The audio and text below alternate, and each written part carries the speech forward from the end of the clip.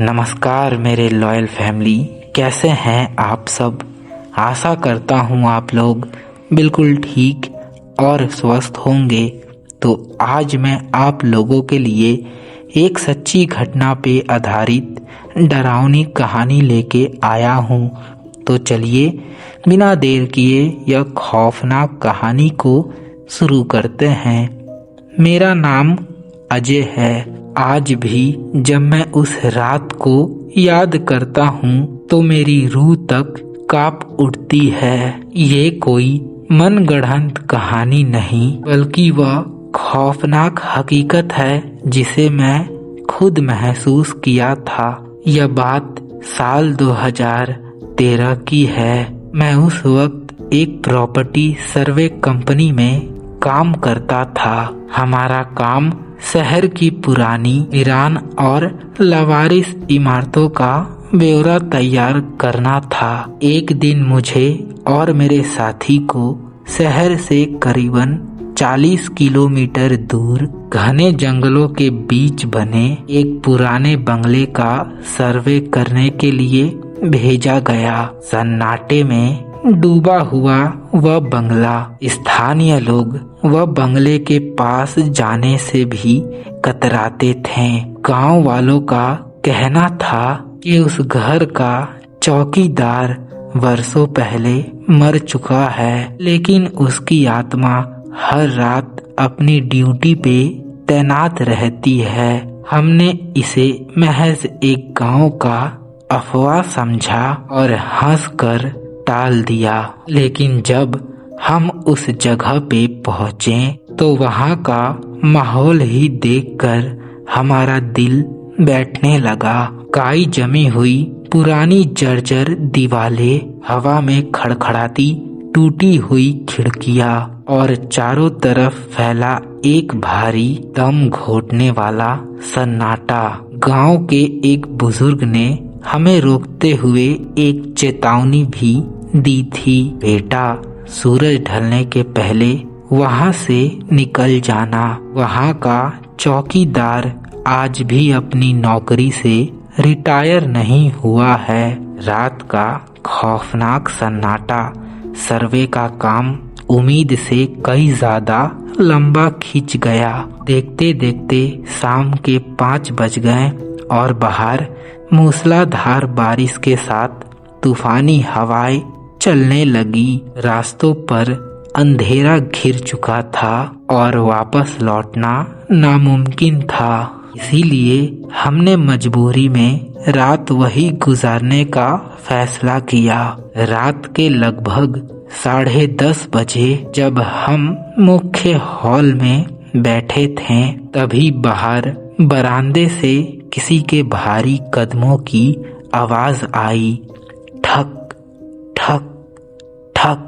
भारी जूतों की वह चाप सन्नाटे को चीर रही थी। राकेश ने डरते कांपते हुए खिड़की से बाहर झांका और अगले ही पल उसका चेहरा पीला पड़ गया। बरामदे में एक बूढ़ा आदमी खड़ा था। पुरानी मटमैली चौकीदार की वर्दी, सिर पे एक टोपी और हाथ में एक जलती बुझती टॉर्च। जब मैंने हिम्मत जुटा के जब उसे बाहर जाके मैं पूछा, काका आप इतनी रात में यहाँ पे क्या कर रहे हैं, तो वे यह एक ठंडी बहुत दूर से आती हुई एक अमान्य आवाज में बोला, मैं इस घर का चौकीदार हूँ और मेरी ड्यूटी कभी खत्म नहीं होती। इतना कहकर वह मुड़ा और धीरे धीरे अंधेरे में विलीन हो गया। फिर करीबन रात के 12 या 12:30 बजे ऊपर वाली मंजिल से भारी कुर्सियां घिसटने की आवाज आई और फिर सीढ़ियों के पास कदमों की खौफनाक आवाजें आने लगी। हम टॉर्च की रोशनी के सहारे ऊपर पहुँचे। पूरा फ्लोर वीरान था, बस आखिरी कमरा आधा खुला हुआ था।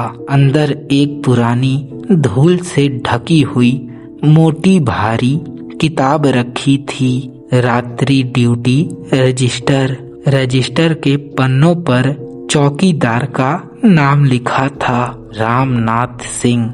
उसमें आधी आधिकारिक एंट्री 15 साल पुरानी थी, लेकिन जब मैंने आखिरी पन्ना पलटा तो मेरे हाथ कांपने लगे। उस पे उसी दिन की तारीख से ताज़ा स्याही से लिखा था, रात शांत है, मैं ड्यूटी पे हूँ, खौफ का तांडव। तभी पीछे का दरवाजा अपने आप जोर से बंद हो गया, धड़ाम, और वह कमरे का तापमान अचानक से बर्फीला हो गया। सांस लेते वक्त हमारे मुंह से भाप निकलने लगी और कोने के घने अंधेरे से वही चौकीदार धीरे धीरे बाहर निकला। इस बार टॉर्च की रोशनी में उसका चेहरा साफ साफ दिख रहा था। आंखें पूरी तरह ढली हुई पथरीली सफेद थी, चेहरा सड़ा गला और बिखरा हुआ था और उसकी गर्दन एक तरफ भयानक तरीके से मुड़ी हुई थी। वह सीटी जैसी अजीब आवाज निकालते हुए हमारी तरफ बढ़ने लगा।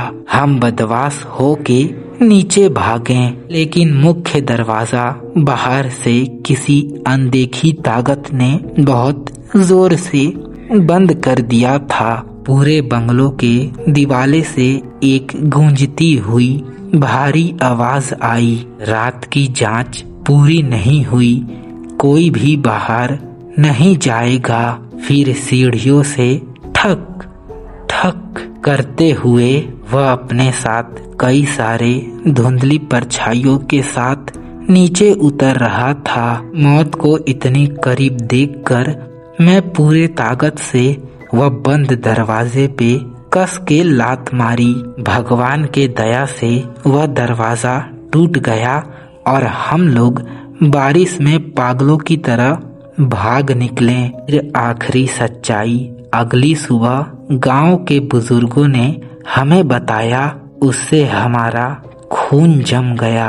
15 साल पहले वह चौकीदार डाकू के हिफाजत करने से मारा गया था। चोरों ने वह चौकीदार की गर्दन तोड़ के उसकी लाश बरामदे में फेंक दी थी।